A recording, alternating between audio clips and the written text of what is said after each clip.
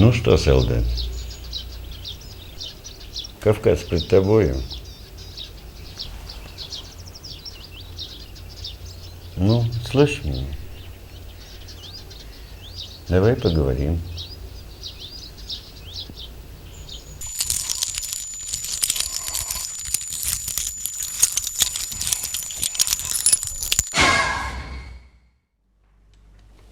Наш госпиталь первый стоит на путях эвакуации раненых и больных из зоны боевых действий. Да, он считается прифронтовым. Нам сюда доставляют и машинами, и вертолетами. Военный врач, первое слово военный, основной врач. Мы просто выполняем свой долг перед Родиной. Поэтому носим погоны, чтобы участвовать в боевых действиях, помогать солдатам, раненым. Они же такие же люди. И кто-то должен, но с учетом специфики, что первое стоит военный, поэтому нас посылают в горячие точки. У меня практически все врачи госпиталя по несколько раз уже побывали в Чеченской Республике. Любая война наносит психическую травму. Оттуда приезжают люди, конечно, издерганные. Я бы не сказал, что уж психически больные. Нет, конечно. Но накладывают отпечаток эти боевые действия именно на психику, на душевное спокойствие.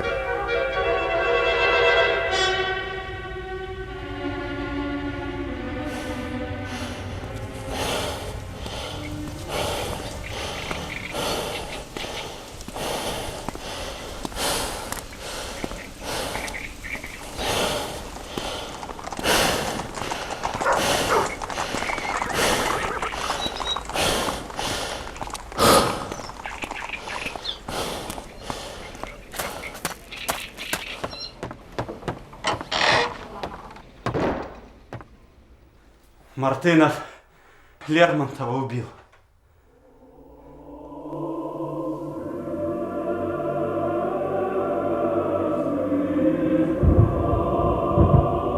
С тех пор, как вечный судья мне дал всеведение пророка, в очах людей читаю я страницы злобы и порока. Провозглашать я стал любви и правды чистые учения.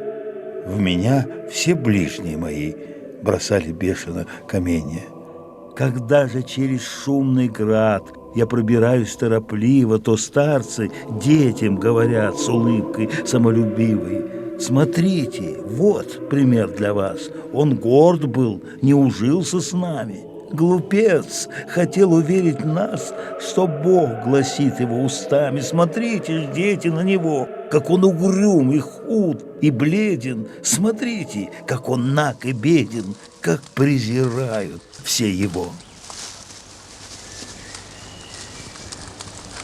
Истинное место дуэли Лермонтова с Мартыновым на сегодняшний день найти практически невозможно. Мы предполагаем, что это было где-то здесь, в этом районе. Как известно из полицейского отчета, это был северо-западный склон горы Машук, это была поляна, место было безлюдное, и можно себе представить, что, скорее всего, где-то здесь лежало тело убитого Лермонтова 4 часа под проливным дождем.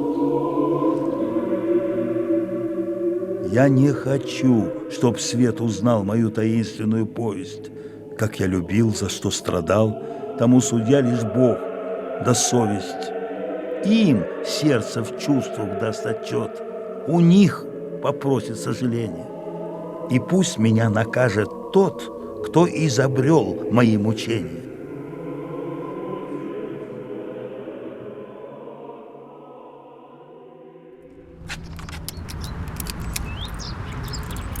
Наш музей-заповедник Лермонтова является самым посещаемым Лермонтовским музеем в России. Чем привлекает музей? Тем, что у нас в Пятигорске Лермонтов писал первые свои романтические произведения. И здесь же, в Пятигорске, были написаны последние его стихи, которые стали шедеврами русской литературы. У нас не то что уютный музей, у нас музей вообще прекрасный. Очень хороший музей у нас. И сотрудники прекрасные все. Вообще уголок райский. Приходят сюда клиенты, посетители, заходят только во двор, сразу чувствуется, что они зашли в старину. Потому что все говорят, что пахнет стариной. Это уголок старинной России. Лермонтов с самого раннего детства, когда его только привезла бабушка, был восхищен и природой Кавказа, теми людьми, которые здесь жили. И стихотворения даже об этом говорят. «Хотя я судьбой на заре моих дней у южные горы отторгнут от вас, чтоб вечно их помнить, там надо быть раз, как сладкую песню отчизны моей люблю я Кавказ». И всегда в этот удивительный край он стремился, потому что тогда, на то время, это был, пожалуй, единственный в России такой замечательный курорт. Курорт в Пятигорске развивался наиболее интенсивно, и самым первым и самым лучшим курортным местом был именно Пятигорск. Здесь строятся лучшие здравницы, первые ванные здания, вокзалы, галереи, рестораны, гостиницы. И наш Пятигорский краеведческий музей также является первым на Кавказских минеральных водах, а также первым на Северном Кавказе. И по его образу, подобию создаются музеи во всех городах Кавказских минеральных водах и даже в Дагестане. Пятигорск возник, как и большинство городов Северного Кавказа, рядом с крепостью нашей Константиногорской, скажем. Такое же происхождение имеют Ставрополь, Георгиевск, Кизляр, Моздок. Значит, у нас самым последним городом, который возник под охраной крепости, был Кисловодск. И дикие тех ущелья племена, им Бог свобода, их закон война. Они растут среди разбоев тайных, жестоких дел и дел необычайных. Там в колыбели песни матерей пугает русским именем детей. Там поразить врага не преступление, верна там дружба, но вернее мщение. Там за добро добро и кровь за кровь, и ненависть безмерна, как любовь. Куда черкес направил путь? Где отдохнет молодая грудь и усмирится дум волнения? Черкес не хочет отдохнуть. Ужели отдыхает мщение?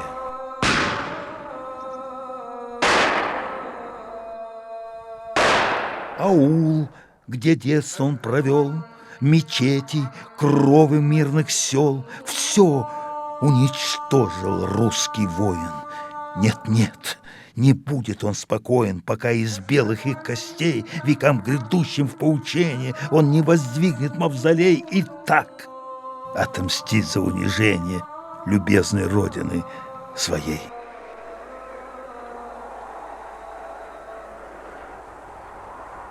Кисловодская крепость – единственное сохранившееся до настоящего времени военное укрепление XIX века. Остальные крепости и крепостные сооружения на Северном Кавказе были либо разобраны, либо снесены. А вот здесь в веке XIX первоначально размещались казармы, затем был организован лазарет для лечения раненых больных. А в 1924 году вот в этом здании, в Круглой башне, был открыт один из первых советских санаториев, который тоже получил название «Крепость». Когда зашла речь о создании в городе музея, то именно в этой Круглой башне 9 мая 1965 года был открыт Народный краеведческий музей. Спустя некоторое время он переехал, и сейчас здесь ведутся реставрационные работы. Мы очень надеемся, что совсем скоро это красивое здание, необычное по своей архитектуре, будет опять передано под экспозицию Кисловодского историко-краеведческого музея «Крепость».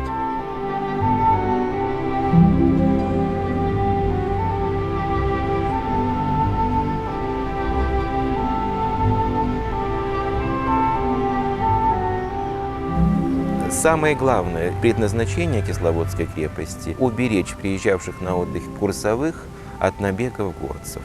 Крепость была сооружена на расстоянии пушечного выстрела от источника Нарзана. Приезжавшие на отдых курсовые, тогда они так назывались, курсовые, в начале XIX века, конечно, группировались вокруг источника Нарзана. Тогда он имел дикий первозданный вид. Это была просто глубокая яма, окруженная деревянным плетнем. И вот экипажи привозили сюда отдыхающих, Они образовывали здесь нечто вроде палаточного лагеря и таким образом принимали так называемые бесстыжие ванны.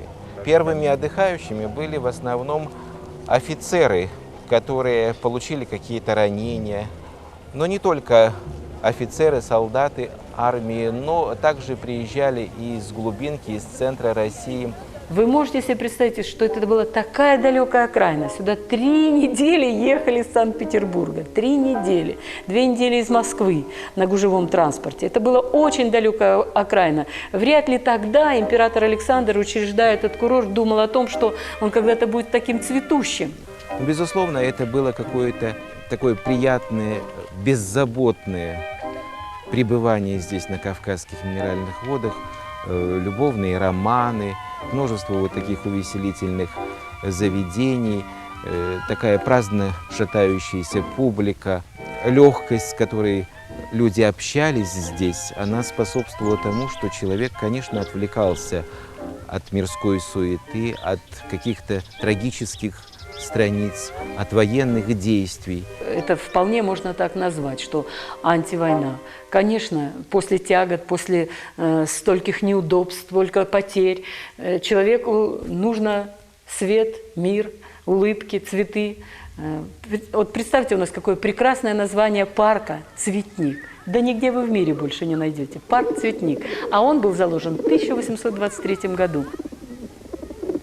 Вот украшательства, элементы украшательства, которые стали делать первые устроители Кавказских минеральных вод, тот же генерал Эммануэль, наша Иолова арфа, беседка, удивительное вот это украшение, китайская беседка, грот Дианы, скверики, бульварики, вот эти чудненькие скамеечки. То есть поехать в любой деловой город, этого не ощутишь. Не ощутишь. Я сама была в Карловых Варах, я вот смотрела отношение к людям. Вот оно такое должно быть, и оно, к счастью, у нас такое есть. В Ессентукском парке скоро побываю вновь я. Поклонюсь я Пятигорью, роднику здоровья.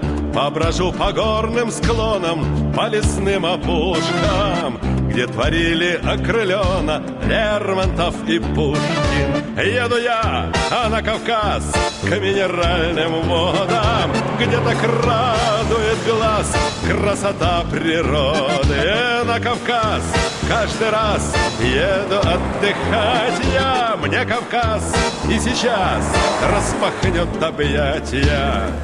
Я приехал лечиться с Тольятти. Мне показалось, что я приехал в город-сказку. Настолько он был тогда уютным для меня показался, благоустроенным, весь в цветах, цветниках. Это было 53-й год. И, конечно, минеральная вода на меня сразу оказала благотворное влияние. У меня была язва желудка. Через 2 недели, когда повторили анализ, у меня уже были большие сдвиги. 50 лет я знаю Северный Кавказ, я его люблю. С удовольствием сюда еду.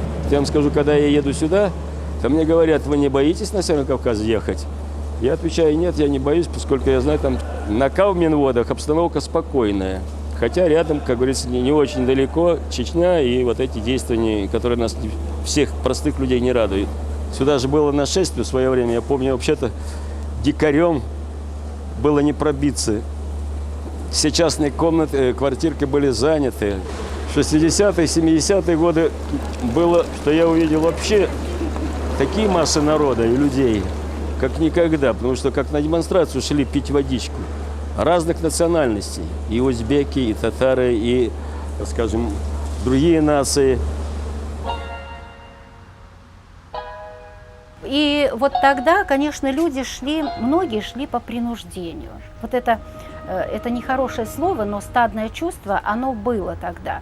Например, в Пятигорск приезжал туристский поезд с Самарканда, там, с Бухары, и вот все они в этих халатах, люди, не знающие даже русского языка, толпами, группами шли. И они, конечно, шли как в мавзолей, они просто шли посмотреть. Им нравилось все здесь на усадьбе, они, конечно, но это был чисто такой формальный подход. К нам в день, особенно в сезон, приезжали целые туристические поезда. И вот здесь, как на Капитанском мостике, могли вести сразу 3 группы. Вот эти здесь, эти здесь, эти здесь. Все рассматривают, им рассказывают. Такого был огромный поток. И потом вот обвалы 90-х годов. Но я боюсь вам наскучить. В забавах света вам смешны тревоги дикие войны. Свой ум вы не привыкли мучить тяжелой думой о конце. На вашем молодом лице следов заботы и печали не отыскать. И вы едва ли вблизи когда-нибудь видали, как умирают. Дай вам Бог и не видать. Первые минуты без 5-7 где-то он произошел. И такой хлопок сразу, как глухой, очень сильный удар или что. Такой дым, пыль. И тут-то гореть-то особо не было. Это сейчас пластмассу понаделали, упаси бог, а то было бетонное все. И знаете еще что, когда выбило стекла туда и туда, это нас спасло, что крыша не обрушилась, сила взрыва ушла в сторону. Что сразу же в первые минуты еще почти наша милиция железнодорожная была. Сообщили сразу же по телефону. Прибежал, ну, может, там сколько, 20-30 минут. Взрыв произошел непосредственно. Вот в зале здесь был. Сильный взрыв настолько, что повыносило все стекла аж на платформах там были. В шоке люди были в шоке, были пострадавшие, ну, стеклами чуть посечены, но много очень, взрыв по низу пошел. Было очень много людей, пострадали конечности. Вот на месте, вы знаете, двое, ну, парень сразу, девочку увезли в больницу в тяжелейшем состоянии, она умерла.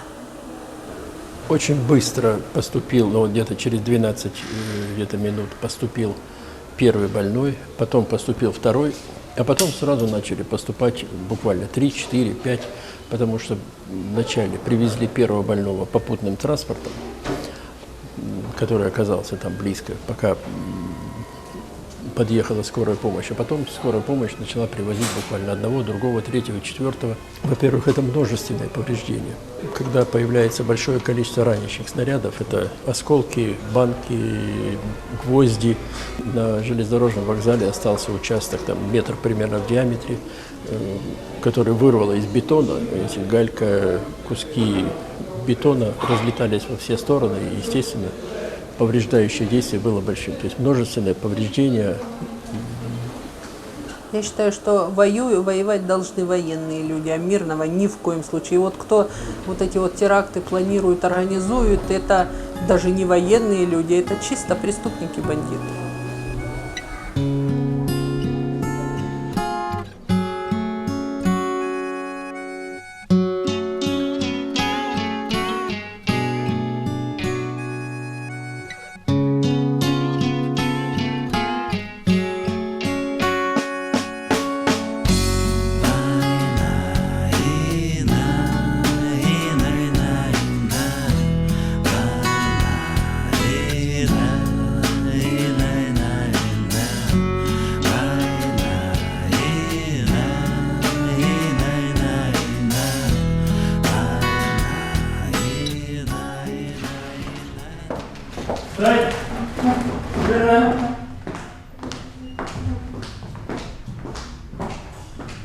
Здравствуйте.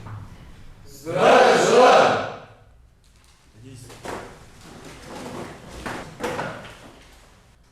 Ребята, вы служите в крае, который тесно связан с именем замечательного русского поэта Михаила Юрьевича Лермонтова. И для вас, наверное, очень интересно то, что Лермонтов был не только замечательным, талантливым поэтом, но он был и русским офицером. Тогда, в те времена, Кавказская война была очень жестокой. И Лермонтов видел, он понимал, что страдают обе стороны. Он писал: «И с грустью тайной и сердечной я думал, жалкий человек, чего он хочет? Небо ясно, под небом солнца много всем, но беспрестанно и напрасно один враждует он. Зачем?» Вот этот вопрос «зачем» все время мучил Лермонтова. И, ребята, я должна вам сказать, что Лермонтов служил именно в нашем крае, здесь, в Чечне. Он принимал самое активное участие в военных сражениях и был в крепости Грозной, в той самой крепости, в том самом городе, в котором сейчас тоже идут те же самые военные события, в которых, наверное, и вы или ваши сослуживцы принимают. Сибирь, за Кавказ, за свет далеких городов, из-за друзей, из-за любовь. Война – это горе. Горе, которое… Мне просто обидно, когда тысячи ребят молодых, которые не увидели еще ни счастья в детях, ни счастья в жизни, погибли, будем говорить, из-за того, что кто-то не примирился, кто-то еще какие-то интересы, кто-то нефть. Значит, мне не хотелось бы, конечно, об этом говорить, потому что есть на то причина, я отдельно скажу, Антон. Потому что у меня брат в Чечне погиб в 1995 году. Посмертно присвоено звание Герой России. Я участвовал и в 1999 году, и в 2000, в 2001. Я похоронил много своих друзей, товарищей. К сожалению, эта война еще идет и уносит, уносит, уносит. Давай сожи.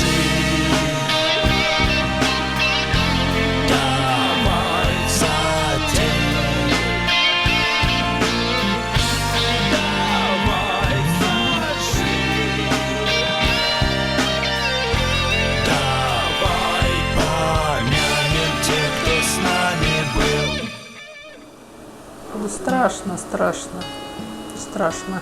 У нас я занималась, когда вот убитых привозили, груз 200 мы отправляли на родину с наших воинских частей тоже. Я что хочу сказать, вот у нас служат в армии и армяне, и грузины, и все. И точно так ребята там служат в Чечне, и все. И точно так одинаково, мне кажется, матери переживают. Да, кажется, и чеченская мать точно так же будет плакать за своим сыном, как русская. К счастью, по моей семье не прошла эта война. Никак. Я очень счастлива. Но мне очень больно. Мне очень больно смотреть, когда привозят парней, которых только-только должна была начинаться жизнь. И их немало. И их немало. И спрашивается, за что? За что они погибли? Ради чего их растили? Но у меня растет сын. Он студент. И я боюсь. Боюсь этой локальной точки. Я не хочу, чтобы он погибал. Я не хочу, чтобы погибали его сверстники. У меня работает сотрудник, который пережил эти 2 войны. И родители не хотели оттуда уезжать. И он говорит, я там жил, и мне по сей день снится эта война. Кому это надо? Война, ну вот я знаю войну только понаслышке, по тем экспонатам, которые у нас представлены в экспозиции, по тем рассказам, которые я слышу от наших сотрудников. Ведь у нас в нашем коллективе есть люди, которые имеют статус беженца и которые жили на территории Чеченской Республики, которые вынуждены были бежать, буквально бежать оттуда. И когда они начинают рассказывать о некоторых событиях, эпизодах, вы знаете, у меня иногда волосы начинают шевелиться на голове. Трудно сказать, когда наш Кавказ, например, наконец обретет мир и покой. Мне трудно назвать сейчас сроки, но я думаю, что разум все-таки возобладает. Это веление времени, это требование простых людей, жителей, которые уже устали от войны, от военных действий. Для меня, как военного человека, который ногами здесь прошагал, увидел и чеченцев, простых людей, чеченцев, которым надоело все это, надоело. Если они хотят мира, будет мир там. Если они хотят войны, война будет продолжаться. И не 1 год, поверьте мне. А так, как и про царе-батюшки и все остальное. Вот тебе сухари, пшена на дорогу. Вот задержался я здесь. Полгода как отслужил, а все мотаюсь по пескам этим. Сколько лет дома не был. А что у тебя с этим, с Джавдетом? Отца убил. Меня закопал. Не будет покоя, пока жив Джавдет. Зачем выкопал?